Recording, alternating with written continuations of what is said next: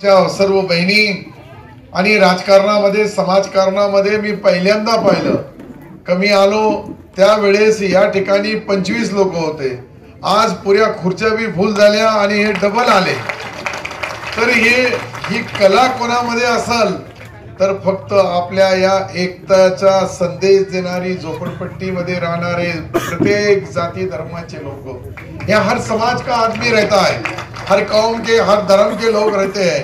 ये बस्ती मैं गए 30 साल से लगातार नगर पालिका के रूप में देखा, उससे पहले 10 साल ग्राम पंचायत के अंदर देखा, यानी 40 साल से ये बस्ती से, ये यहाँ के रहवासियों से, ये मोहम्मदिया नगर कोई बोलते हैं, कोई झोपड़पट्टी बोलते हैं, कोई यशवंत नगर बोलते हैं, ये तीनों के जो समीकरण है वो लास्ट में मानवता के साथ जुड़े हैं, वो इंसानियत के साथ जुड़े हैं, वो भाईचारे के साथ जुड़े हैं.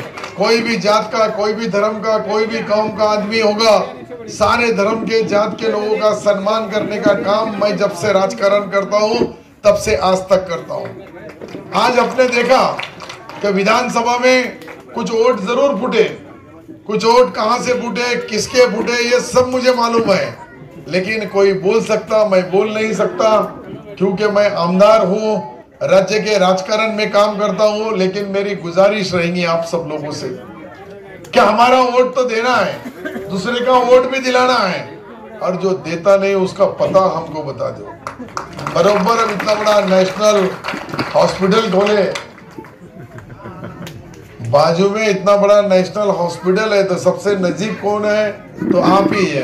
यही बस्ती सबसे नजीक है झोपड़पट्टी वाले के, जो मोहम्मदिया नगर के मालक और नेशनल की भी मालक है.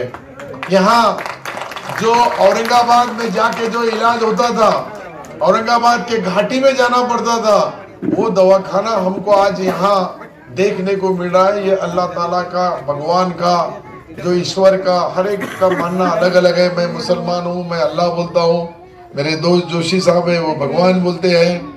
हर एक का अलग अलग है, लेकिन सबका मालिक एक ही है.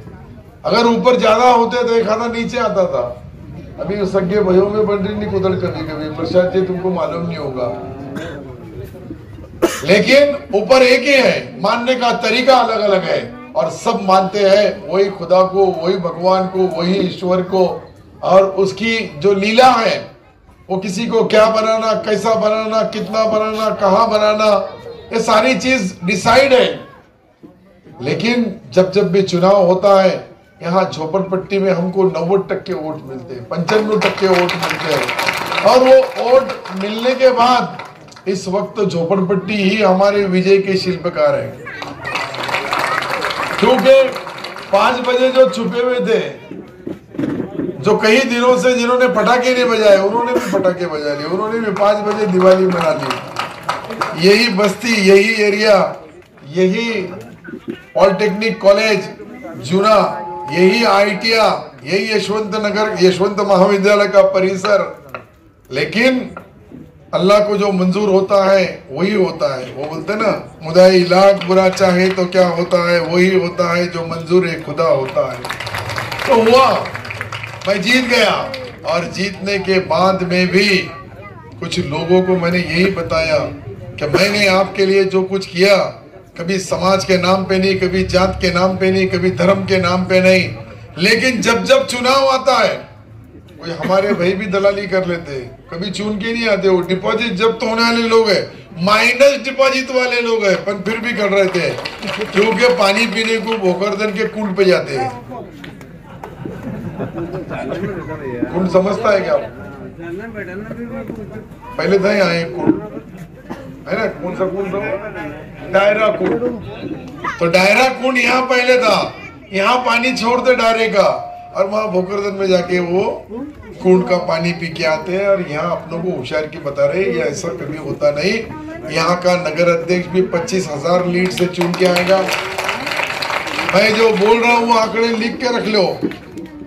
और यहाँ 28 नगर सेवक भी मेजोरिटी में थम्पिंग लीड से चुन के आएंगे.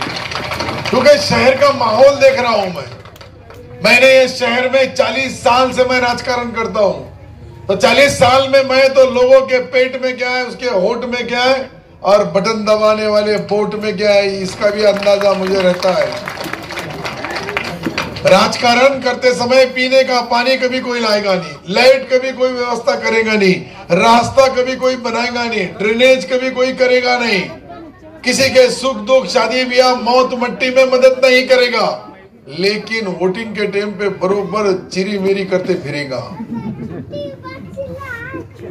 ये चुनाव जब होता है, चुनाव का मकसद ही है कि कौन सी पार्टी चुन के आई तो हमारा यहाँ शहर में अमन और शांति रहेगी, कौन सी पार्टी चुन के आई तो यहाँ भाईचारा रहेगा, कौन सी पार्टी चुन के आई तो प्यार और मोहब्बत रहेंगी। ये चीज बांटने के लिए हम आए।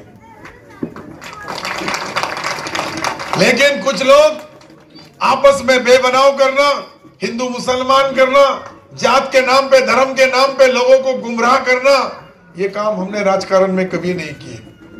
राजकारण जिसके लिए रहता है, राज करने के लिए। मैं आपको जो बता रहा हूं, कल अपनी एक आखिरी सभा होने वाली है, कल मैं सबका समाचार लूंगा, सबको जो बताने वाला है बोलने वाला है आज ही बोल दिए तो फिर तुम कल वो सुनने के लिए नहीं आएंगे। इसके लिए मैं आपका ज्यादा वक्त नहीं लेना चाहता हूं। आपको एक ही रिक्वेस्ट, एक ही गुजारिश, एक ही विनती रही कि हमको 3 मत देने का अधिकार है।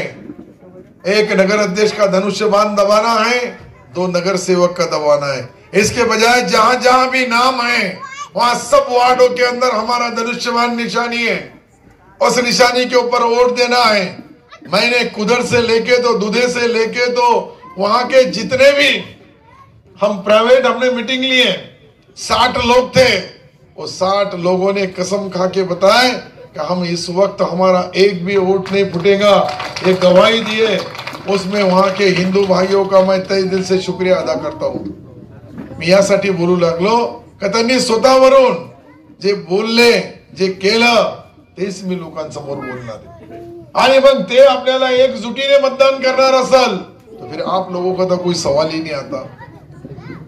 आपको तो वोट देना भी है, दिलाना भी है और नहीं देने वाले का पता भी बताना है। मैं अभी तक 3 बार बोला आपको, उसका क्या ऑपरेशन करना है, कैसा करना है, कौन सी दवा देना है, कौन सी गोली देना है, कौन सा इंजेक्शन देना है। टाइम पड़ा तो बाईपास भी कर सकता मैं। नजदीक दवाखाना है, यहाँ बाजू में है कितना दिन, इधर से एक दरवाजा खोल दिए हो गया काम। पेशेंट के लिए जरूर खोलूंगा मैं। लग कोई बोलेगा मैं मोटरसाइकिल के लेके जा, गाड़ी लेके जा रहा तो दूसरे पेशेंट को धक्का मार देगा और वहां एक पेशेंट नया बन जाएगा। इसलिए इधर से भी एक गेट रखने वाले हैं हम, ताकि हमारी इस बस्ती को जब भी दवा गोलियां इंजेक्शन कोई भी बीमारी रही तो वहां फ्री में उनका इलाज किया जाएगा, वहां उनको सब फ्री में दिया जाएगा जिंदगी भर के लिए। ये कोई एक दिन का दवाखाना नहीं है, एक दिन का घाटी जैसा दवाखाना नहीं बना है। ये शहर के लिए, ये तालुके के लिए, ये जिले के लिए सबसे बड़ी बात ये रहेगी कि नेशनल हॉस्पिटल ये हमारे आगे के विकास के लिए।